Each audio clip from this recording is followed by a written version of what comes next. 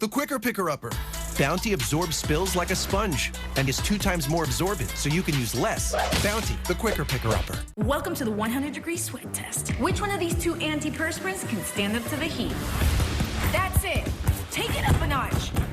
Looks like ordinary antiperspirants can't take the heat. Ordinary antiperspirants can't fight sweat better than Secret Clinical. Time to press rewind with Neutrogena Rapid Wrinkle Repair. It has derm-proven retinol expertly formulated to target skin cell turnover and fight not 1 but 5 signs of aging. With visible results in just 1 week. Neutrogena.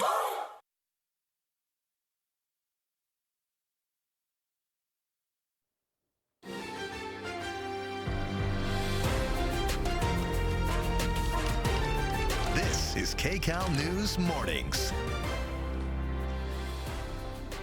Good morning. Today is Monday, February 17th. I'm Rudabe Shabazi. Hey, good morning, everyone. I'm Chris Holmstrom. Thanks for waking up with us here on KCAL News. Here are some of the stories we're tracking for you this morning. Protect our children!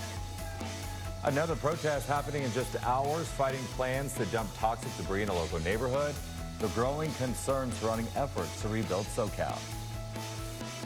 If you're a homeowner or a business owner in Altadena, that you have first say of rebuilding. Plus, a community coming together to preserve the heart of Altadena. Here are their warnings to investors wanting to buy out their land. Our country is doing well again.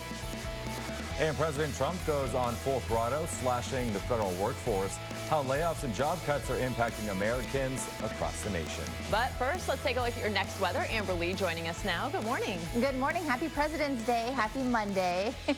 Hopefully you had a great weekend. And for many, a lot of people are off today, so a nice 3-day weekend. But today's the start of the cool down. So we are talking about temperatures going down by a few degrees. Still really comfortable. Take a look for Riverside, topping out at 75 yesterday. Today we're looking at a high of 71. We'll still see plenty of sunshine. We'll have a few of the high clouds drifting up above, but this morning it is a little bit chilly. So if you're watching us right now and you're heading out the door, grab some layers. We also have some low clouds and fog as a circular eddy has developed, pushing in a little bit more of the cloud cover. So you can see across the board this morning, we're looking at upper 40s near LAX. We have 45 for the Simi Valley area, and then we have 42 in Palmdale. Here's a look at our next weather satellite view of the high clouds up above, and then our highs today. We're going to see a little bit more of the 60s mixed in with the 70s. Unlike yesterday, we had more 70s. Well, coming up by next weather forecast, I'll tell you about a big warm up on the way.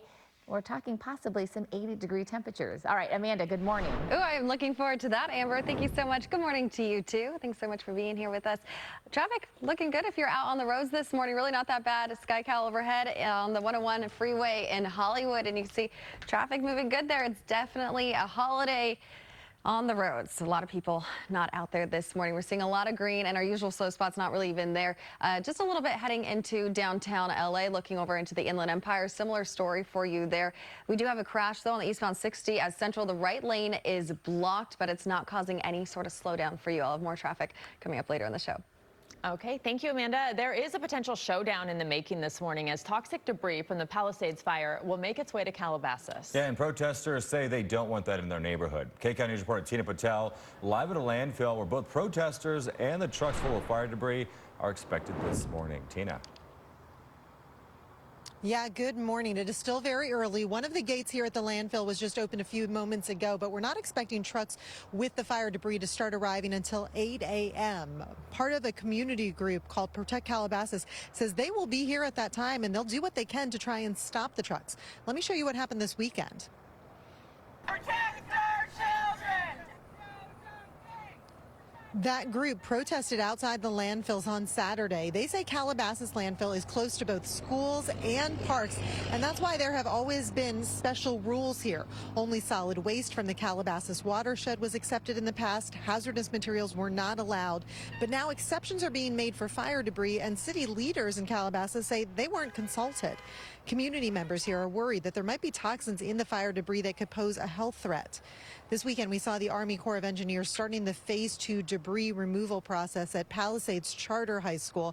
They are working at an unprecedented speed, and that has led to some questions.